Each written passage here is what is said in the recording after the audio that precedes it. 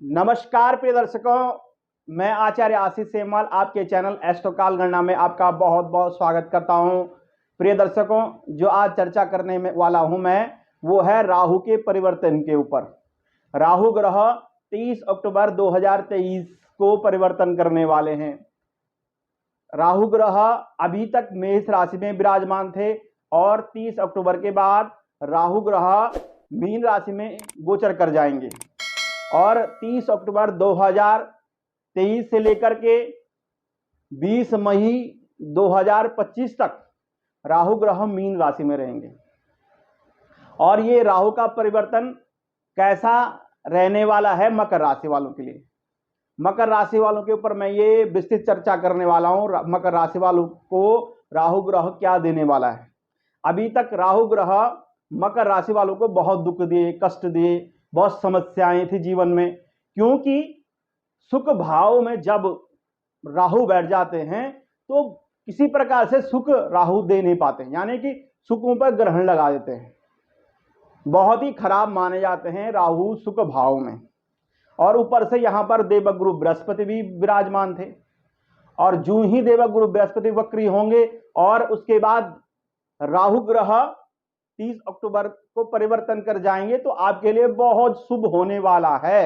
30 अक्टूबर को राहु ग्रह, या समझने के लिए मैंने यहाँ पे कुंडली चार्ट बनाया, आप समझ लीजिए जहां 10 अंक लिखा हुआ वो आपकी राशि है मकर राशि, और मकर लग्न वाले भी इस राशिफल को देख सकते हैं।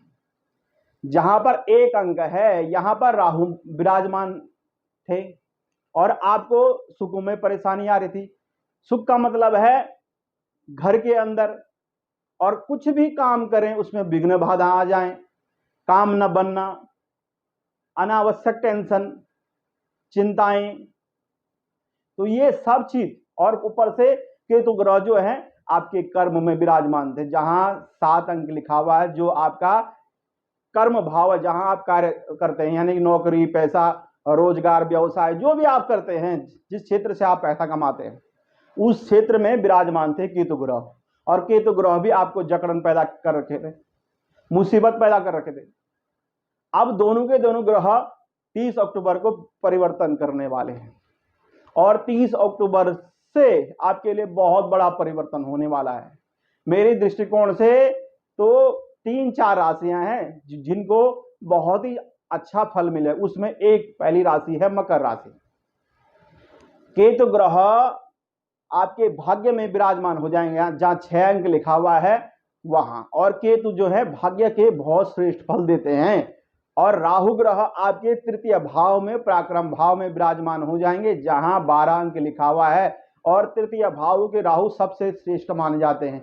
राहु ग्रह तीसरे भाव, छठे भाव, 10वें भाव और 11वें भाव के बहुत ही ज्यादा अच्छा फल देते हैं। आपके पराक्रम में जब राहु विराजमान हो जाएंगे 30 अक्टूबर को, तो आपको क्या मिलने वाला है। जैसे देवगुरु बृहस्पति भी वक्री हुए हैं और साथ में गुरु चांडाल योग से मुक्त हो जाएंगे, तो आपके लिए बहुत अच्छा फल देने लग जाएंगे दोनों ग्रह।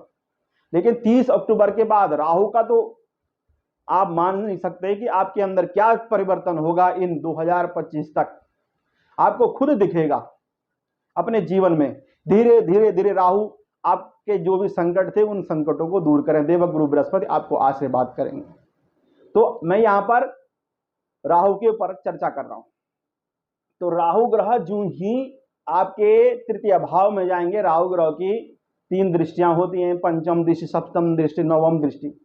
पंचम दृष्टि से राहु ग्रह आपके व्यापार भाव को देखेंगे। जो सप्तम भाव है, पार्टनरशिप का भाव है, दाम्पत्य जीवन का भाव है, उस भाव को देखेंगे। जहां पर 4 अंक लिखा हुआ है उस भाव को देखेंगे।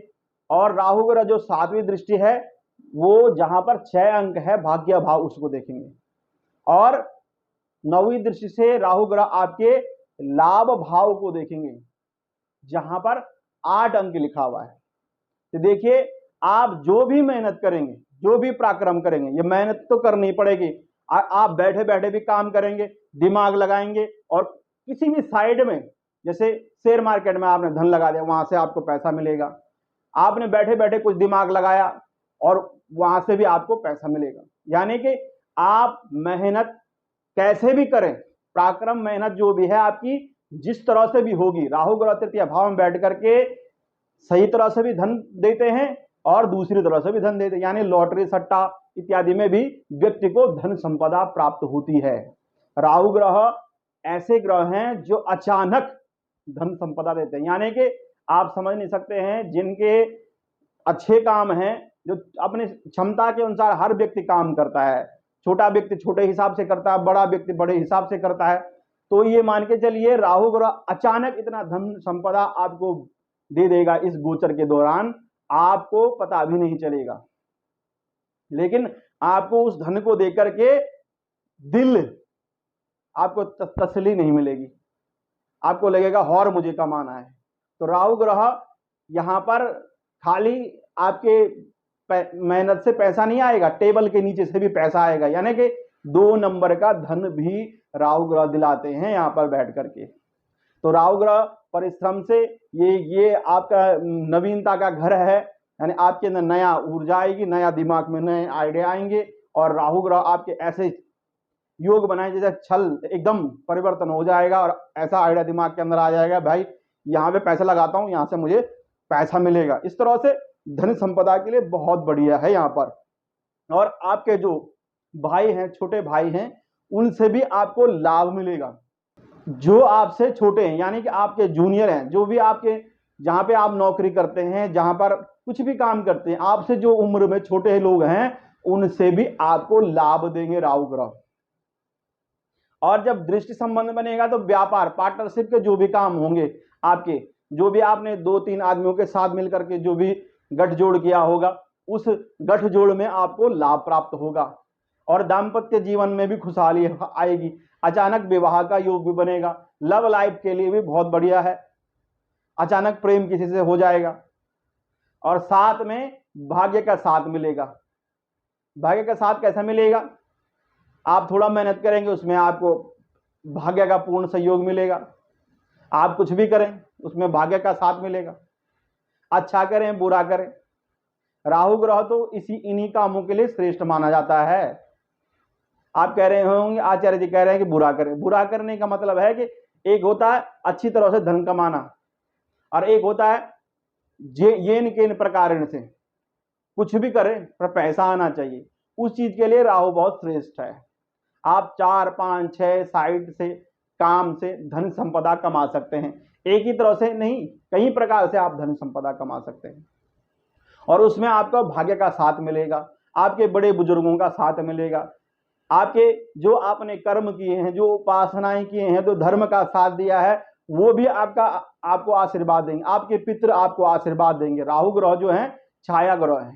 छाया यानी कि आपकी छाया, कुल की छाया, पितरों की छाया, जिनकी भी छाया आपके ऊपर है, वो छाया सब आपको आशीर्वाद देंगे। भैरवनाथ आपको आशीर्वाद देंगे। जो आपने भैरव की उपासना की है, अगर इन देवताओं की आप उपासना करें, भैरव की उपासना करें, नरसिंह भगवान की उपासना करें, क्षेत्रपाल देवता की उपासना करें, जो भी भगवान के वीर हैं, यानी भगवान के जो भी बॉडीगार्ड देवता हैं, उन देवताओं की उपासना करने से, हमें मरुदगणों की उपासना करने से, हनुमान की उपासना करने से आपको धन संपदा बहुत जल्दी बढ़ेगी आपकी। तृतीय भाव के राहु ऐसे करते हैं।